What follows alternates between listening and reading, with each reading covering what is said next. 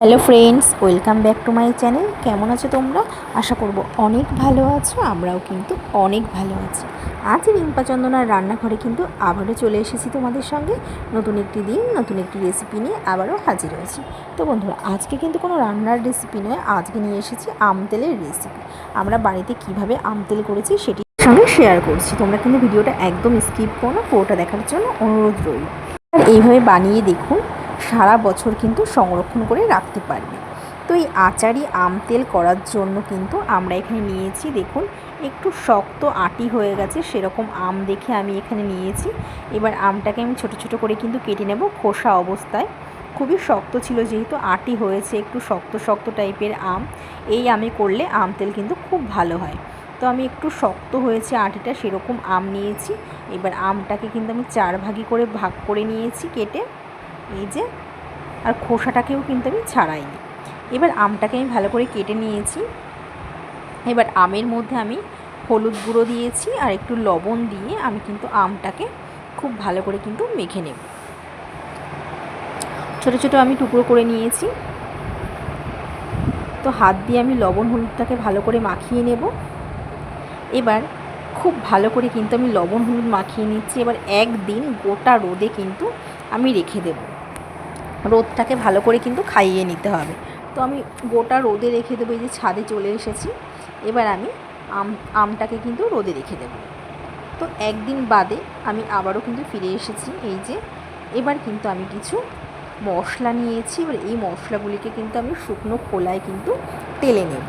ফার্স্টে আমি এখানে একটি কড়াই নিয়েছি। কড়াইতে কিন্তু আমি গোটা জিরে 1 চামচ নেব, গোটা ধনে নেব, আর এখানে 1 চামচ আমি সর্ষে নেব, 1/2 চামচ জোয়ান নেব, 1/2 চামচ মৌরি, আর 25 থেকে 20টা আমি গোটা গোলমরিচ নেব।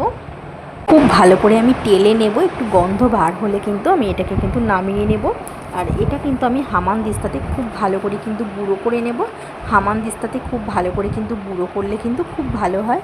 আর এদিকে একটি কড়াইতে কিন্তু বেশ খানিকটা তেল আমি গরম করে নেব। আর এই যে রোদের থেকে আমি আমগুলিকে কিন্তু নিয়ে এসেছি। এবার আমি হামানদিস্তাতে খুব ভালো করে মশলাটাকে কিন্তু গুঁড়ো করে নেব। হামানদিস্তাতে করলে কিন্তু খুব ভালো গুঁড়ো হয়, মিক্সিতে কিন্তু একদমই ভালো হয় না। এর জন্য হামানদিস্তাতে আমি খুব ভালো করে কিন্তু গুঁড়ো করে নিচ্ছি। আর এই যে টানা একদিন আমি রোদে দিয়েছিলাম আমটা কিন্তু খুব ভালো করে কিন্তু টেনে গেছে, শুকিয়ে গেছে। এবার আমি কিন্তু একটি পাত্রের মধ্যে আমটাকে কিন্তু ঢেলে দিয়েছি। এবার এই আমের উপরে আমি শুকনো খোলায় গুঁড়ো করে রাখা যে মশলাটি করেছিলাম সেটি আমি দিয়ে দেব। বেটে নেওয়া মশলাটা হামানদিস্তা 3 চামচ মতন দিয়ে দেব। আর আমি এখানে স্বাদের জন্য লবণ দেব। লবণ দিয়ে ভালো করে কিন্তু আমি চামচ দিয়ে কিন্তু মিশিয়ে নেব। এবার আমি যে তেলটি গরম করেছিলাম, গরম তেলটাকে আমি ঠান্ডা করে নিয়েছি। এবার ওপর থেকে কিন্তু তেলটাকে কিন্তু আমি দিয়ে দেব আমের ওপরে। তো এবার খুব ভালোভাবে কিন্তু মিশিয়ে নেব।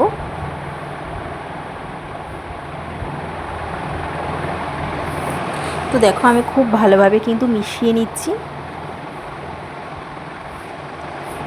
এবার আমি কটা কাঁচা লঙ্কা দেব। কাঁচা পাকা লঙ্কা আমি দিয়ে খুব ভালোভাবে আবারও কিন্তু মিশিয়ে নেব। এবার একটি জার নিয়েছি, কাঁচের জারের মধ্যে কিন্তু আমি তেল সমেত আমটাকে কিন্তু পুরোপুরি ঢেলে দেব।